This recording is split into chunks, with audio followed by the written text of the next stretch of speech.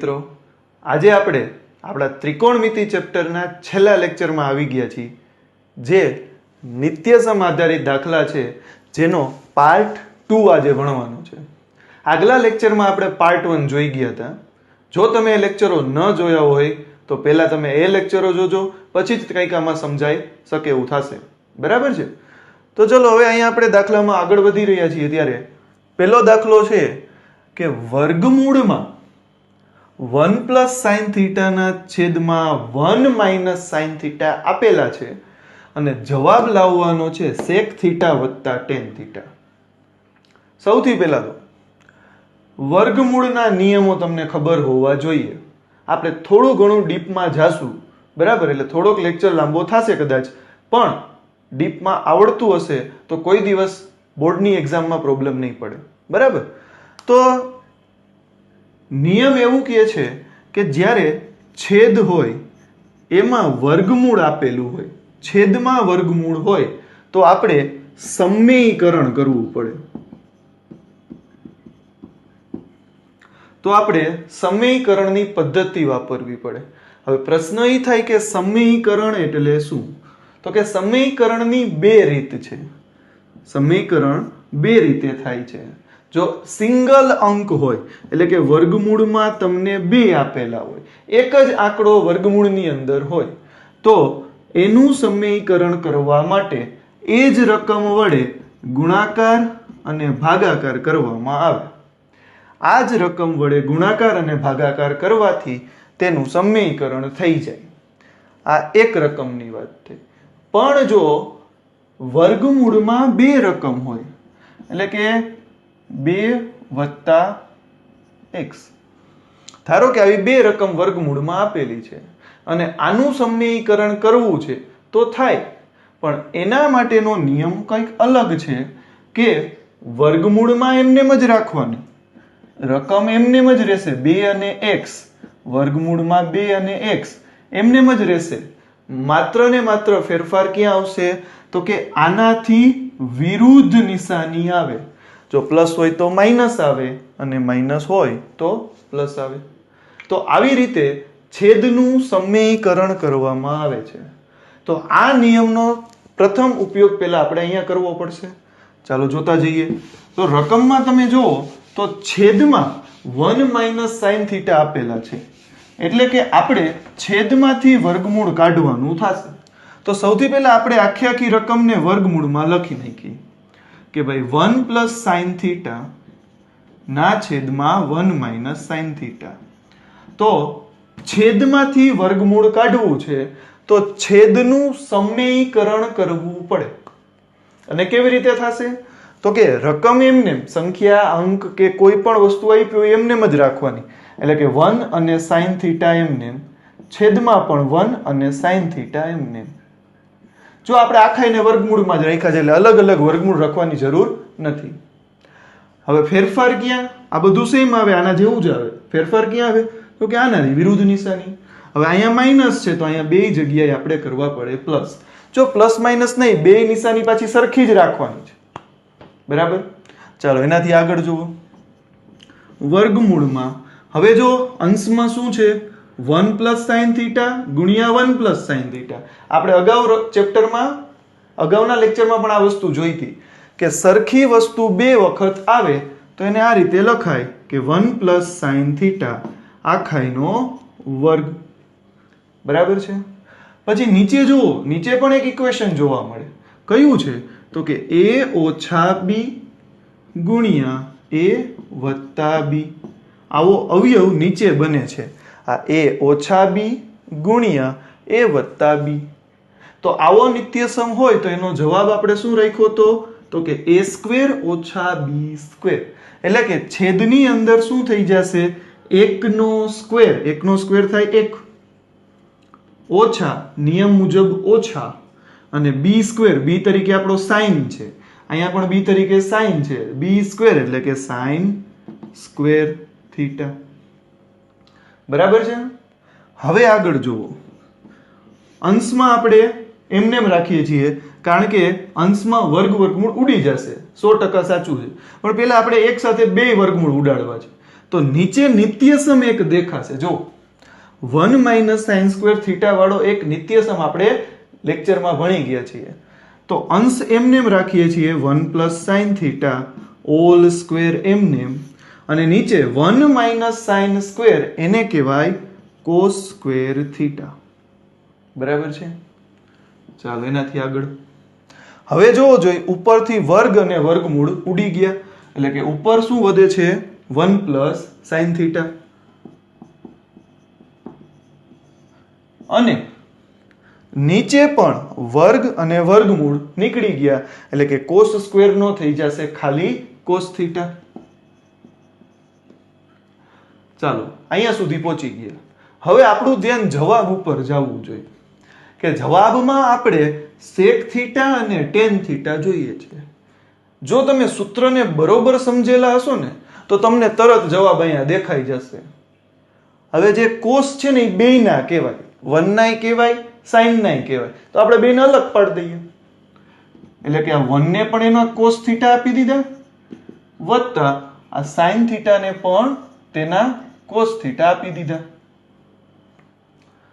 તો જો 1/, cos theta શું લખાતું હતું? sec થીટા, વત્તા sin/, cos થીટા એનું સૂત્ર છે tan થીટા. તો આપણો દાખલો અહીંયા સાબિત થઈ જાય. બરાબર છે? સમજાઈ ગયું છે?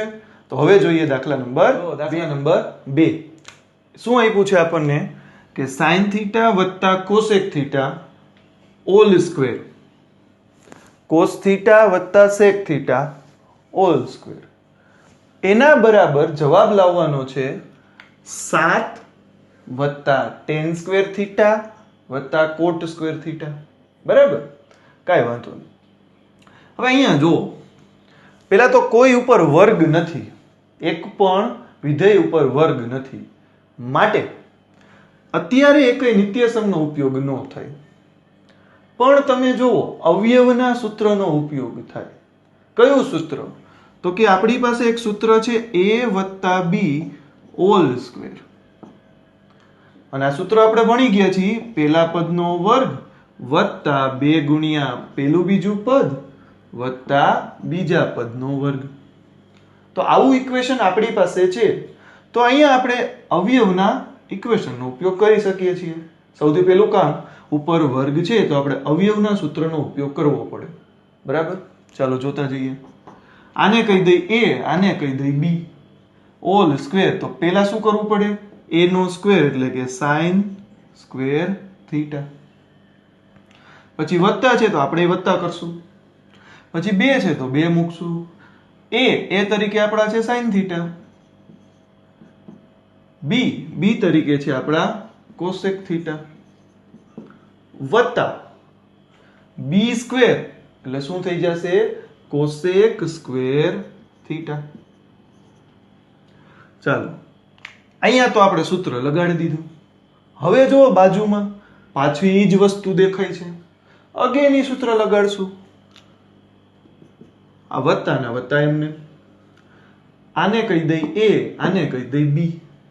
તો a સ્ક્વેર એટલે કે cos સ્ક્વેર થીટા, વત્તા 2 ગુણ્યા પેલું ને બીજું, તો 2 ગુણ્યા પેલું છે cos theta into sec theta, વત્તા b સ્ક્વેર વત્તા b ની જગ્યાએ છે sec થીટા એટલે કે sec સ્ક્વેર થીટા.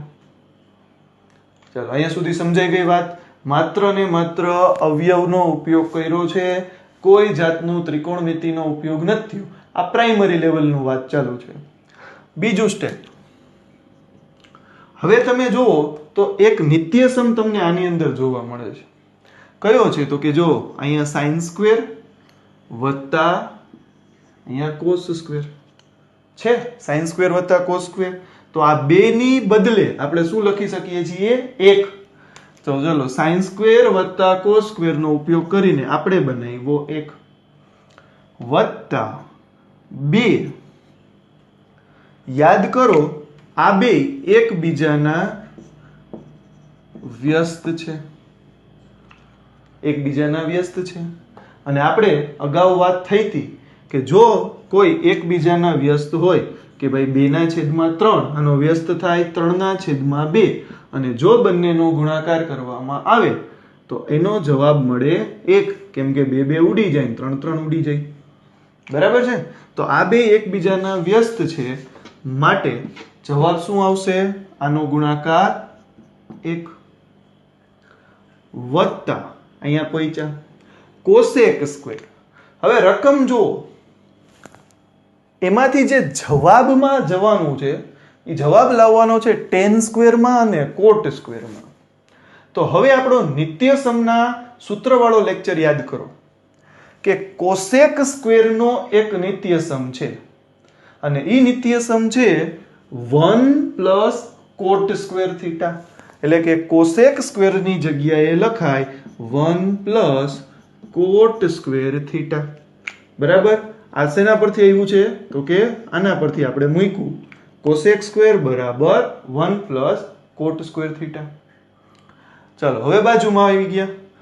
આ કોસ સ્ક્વેરનો ઉપયોગ થઈ ગયો છે ક્યાં? તો કે 1 માં, એટલે કોસ સ્ક્વેરનો વારો આવી ગયો. હવે અહીંયા પહોંચ્યા. જો કોસ અને સેક અગેન એકબીજાના વ્યસ્ત કહેવાય અને વ્યસ્ત હોય તો ગુણાકાર થાય 1 એટલે કે વત્તા 2 એમને અને આ બે નો ગુણાકાર થશે 1. બરાબર છે. હવે પહોંચ્યા આની પાસે. ચલો સેક સ્ક્વેર આનો પણ એક નિત્યસમ છે અને એનો નિત્યસમ છે 1 plus ten square theta. 1 plus ten square theta. આ ક્યાંથી આવ્યા છે? તો કે સેક સ્ક્વેરના નિત્યસમ પરથી. બરાબર છે. ચાલો હવે આપણે રકમમાં થોડાક આગળ વધીએ સ્ટેપમાં. આ 1 એમને આ 2 એકા 2 આ 1 એમને કોટ સ્ક્વેર થીટા એમને વત્તા અહીંયા 2 એકા 2 વત્તા 1 વત્તા ટેન સ્ક્વેર થીટા. ચાલો હવે સરવાળો કરીએ. 1 વત્તા 2 એટલે 3 3 ને 1 4 4 ને 2 6 6 ને 1 7 એટલે કે આનો સરવાળો આવે છે 7 વત્તા કોટ સ્ક્વેર વધ્યા વત્તા ટેન સ્ક્વેર થીટા વધ્યા. તો હવે તમે જવાબ જોઈ શકો છો કે આપણો જવાબ આવી ગયો છે. બરાબર. જો દાખલો જોતા એવું લાગે કે આપણાથી નહીં થાય, પણ થોડુંક તમે ધ્યાન આપો, થોડાક તમે આવા અવયવો ધ્યાન આપતીને શીખેલા હોય તો આ દાખલાઓ કરવા બહુ સહેલા છે અને સાવ સિમ્પલ છે. બરાબર. ચાલો હવે આપણે દાખલા નંબર 3 ઉપર આગળ. હવે આપણે જોઈએ દાખલા નંબર 3 જે આપણા ચેપ્ટરનો છેલ્લો દાખલો છે. હવે જો આવી રીતે પણ બોર્ડમાં પૂછી શકાય કે એક જ વસ્તુમાંથી આ પણ સાબિત કરો અને આ બાજુમાંથી પણ એને સાબિત કરો. બરાબર. એક સાથે બે વસ્તુ પણ પૂછી શકાય કે બે પદની સાબિતીનો જવાબ ત્રીજી વસ્તુ આવતી હોય તો આપણે એના ભાગ પાડી નાખવાના. પહેલામાંથી ત્રીજું સાબિત કરશું અને પછી બીજામાંથી ત્રીજું સાબિત કરશું. બરાબર છે. તો સૌથી પહેલા અહીંયાથી આપણે ચાલુ કરીએ કે 1 પ્લસ ટેન સ્ક્વેર થીટા એના છેદમાં 1 પ્લસ કોટ સ્ક્વેર થીટા આપણી પાસે છે. હવે એમાંથી આપણે જવાબ લાવવો છે ખાલી ટેન સ્ક્વેર થીટા. તો ચલો ઉપર વર્ગ છે મતલબ નિત્યસમનો ઉપયોગ આવે જ. આ ફિક્સ થઈ ગયું. તો 1 પ્લસ ટેન સ્ક્વેર નું નિત્યસમ છે આપણી પાસે સેક સ્ક્વેર થીટા અને 1 પ્લસ કોટ સ્ક્વેર નું નિત્યસમ થાય કોસેક સ્ક્વેર થીટા. બરાબર છે. ચાલો હજી આપણો જવાબ 10 માં નથી આવ્યો. જો કોઈને ડાયરેક્ટ સૂત્ર બનાવતા આવડતું હોય તો જવાબ આવી ગયો છે. આને ટેન સ્ક્વેર કહેવાય. પણ પ્રશ્ન એ થાય કે કેવી રીતે? જેને સૂત્ર બનાવતા નથી આવડતું એને હું સૂત્ર બનાવતા શીખડાવું છું. ધ્યાન આપો કે સેક સ્ક્વેર, સેક એટલે કોસનો વ્યસ્ત છે એટલે કે આને લખાય 1/, કોસ સ્ક્વેર થીટા અને કોસેક છે એ સાઇન નો વ્યસ્ત છે તો એને લખાય 1/, સાઇન સ્ક્વેર થીટા. હવે સાદુ રૂપમાં જ્યારે 1 2 3 ને 4 પદ આવે ત્યારે તમે શોર્ટકટ ટ્રીક વાપરી શકો પહેલું છેલ્લું ભેગું થાય, બીજું ત્રીજું ભેગું થાય. એટલે કે આ સાઇન સ્ક્વેર એક પાસે વયા જાય એટલે ખાલી સાઇન સ્ક્વેર થીટા થઈ જાય, અને આ કોસ સ્ક્વેર અહીંયા નીચે આવી જાય, આ ઉપર વહી જાય, આ નીચે આવી જાય, એટલે સાઇન સ્ક્વેર ઉપર વયા ગયા એટલે ખાલી સાઇન સ્ક્વેર થઈ ગયા. કોસ સ્ક્વેર એક પાસે આવે તો છેદમાં કોસ સ્ક્વેર થીટા થઈ જાય, અને સાઇનના છેદમાં કોસ એટલે ટેન કહેવાય, એટલે કે ટેન સ્ક્વેર થીટા. તો ચલો અહીંયા પહેલી સાબિતી આપણી મળી ગઈ કે આ પદમાંથી આવી રીતે અહીંયા જઈ શકાય છે. શું કામ? તો કે જો ઉપર વર્ગ હતા એટલે આપણે નિત્ય સમૂહ લગાડ્યા. હવે બીજું પદ આપણને આપ્યું છે 1 માઇનસ ટેન થીટાના છેદમાં 1 માઇનસ કોટ થીટા, અને આખાય ઉપર આપ્યો છે વર્ગ, અને હવે ટેન સ્ક્વેર જવાબ લાવવો છે. તો જુઓ આપણે વાત થઈ હતી કે જો ઉપર વર્ગ ન હોય તો દાખલાને સાઇન કોસમાં ફેરવી નાખવાનો એટલે દાખલો સહેલો થઈ જાય. આપણે આને સાઇન કોસમાં ફેરવીએ. 1 માઇનસ ટેન નું સૂત્ર હમણાં જ આપણે જોયું હતું, સાઇનના છેદમાં કોસ થીટા, સાઇન થીટાના છેદમાં કોસ થીટા, અને એના છેદમાં 1 માઇનસ કોટ, કોટ એટલે ટેન નો વ્યસ્ત એટલે કે કોસ થીટાના છેદમાં સાઇન થીટા, અને ઉપર જે વર્ગ છે એ મૂકવો પડે એમને. ચાલો હવે જો અહીંયા બે પદ છે પણ બે પાસે લસ્સા સરખો નથી તો આપણે બનાવી દેવાનું. આપણે કીધું હતું બબે પદના લસ્સા લેવા માટે, એવી જ વસ્તુ છેદમાં પણ થશે એટલે હું ત્યાં પણ 1 કરી દઉં છું. ચાલો પહેલા આપણે અંશનો લસ્સા લઈએ. બે પદના લસ્સામાં એવું કીધું હતું કે છેદમાં બેનો ગુણાકાર કરવાનો, 1 ગુણ્યા કોસ કરો એટલે કોસ થીટા આવે, અને અંશમાં કરવાનો હતો ચોકડી ગુણાકાર એટલે આને મોકલી દેવાનું સામે, આને મોકલી દેવાનું સામે, એટલે કોસ ગુણ્યા 1 કરો એટલે કોસ થીટા, ઓછા 1 ગુણ્યા સાઇન કરો એટલે સાઇન થીટા. આ અંશનું કામ પૂરું થયું. હવે એવું ને એવું છેદમાં છે, જો તો છેદમાં પણ પહેલા છેદ બનાવશું, સાઇન ગુણ્યા 1 એટલે સાઇન થીટા, અને ત્યાં પણ અંશમાં શું કરશું? ચોકડી ગુણાકાર એટલે સાઇન ગુણ્યા 1 એટલે સાઇન થીટા, ઓછા 1 ગુણ્યા કોસ એટલે કોસ થીટા. હવે જો પાછા ચાર પદ જોવા મળ્યા તો શું કરવાનું? પહેલું છેલ્લું ભેગું કરવાનું, અને બીજું ત્રીજું ભેગું કરવાનું. એટલે કે હવે આ cos theta minus sine theta, અને એની ઉપર જે વર્ગ છે એ એમને જો વર્ગ છે એ એમને રાખવાનો છે.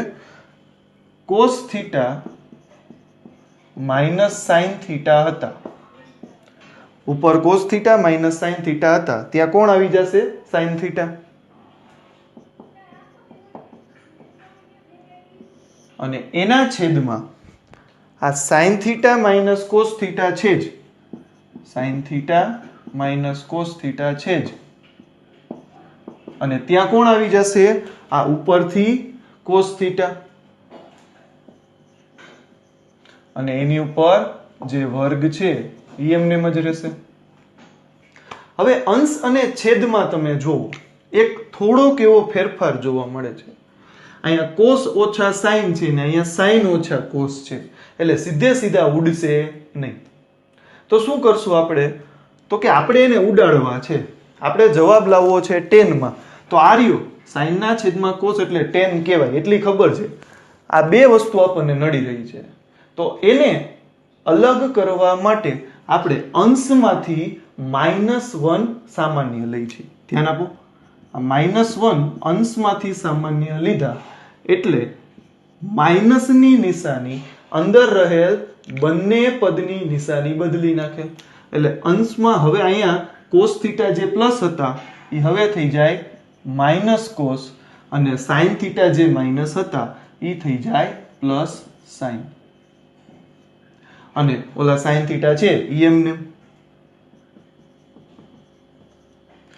છેદમાં આપણે કાંઈ કરવું નથી, છેદ એમને રાખીએ છીએ. Sine theta minus cos theta into cos theta, અને ઉપર જે વર્ગ છે એ તો એમ જ છે. હવે તમે જુઓ અંશમાં શું થઈ ગયું તો કે -1 તો છે જ. આ બેને આપણે વ્યવસ્થિત લખીએ એટલે કે વત્તા વાળું પહેલા રાખીએ ઓછા વાળું પછી રાખીએ એટલે કે sin θ માઇનસ cos θ આવું લખાશે. અને sin θ જે છે એ એમને અને એના છેદમાં આપણે કાંઈ ફેરફાર કરતા નથી. sin θ માઇનસ cos θ અને ગુણ્યા cos θ એમને અને ઉપરનો વર્ગ પણ એમને. હવે તમે અંશ અને છેદમાં જુઓ તો sin માઇનસ cos એટલે કે એ ઉડી જશે. બરાબર. હવે અંશમાં શું વધ્યું? -1 અને sin θ અને છેદમાં શું વધ્યું? ખાલી cos θ અને ઉપર શું વધ્યો? વર્ગ.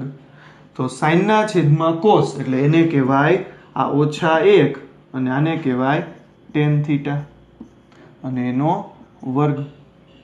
બરાબર. sin ના છેદમાં cos એટલે એને લખાય tan θ.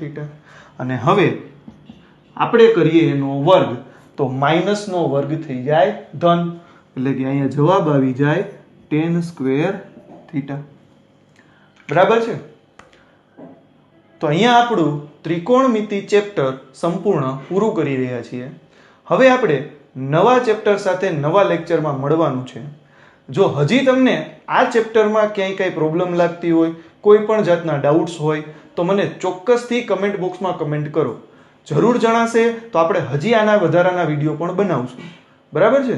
તો શક્ય હોય તો લાઈક અને સબસ્ક્રાઇબ કરતું રહેવું જેથી કરીને તમને મારા વિડીયોની લિંક મળતી રહેશે. આભાર.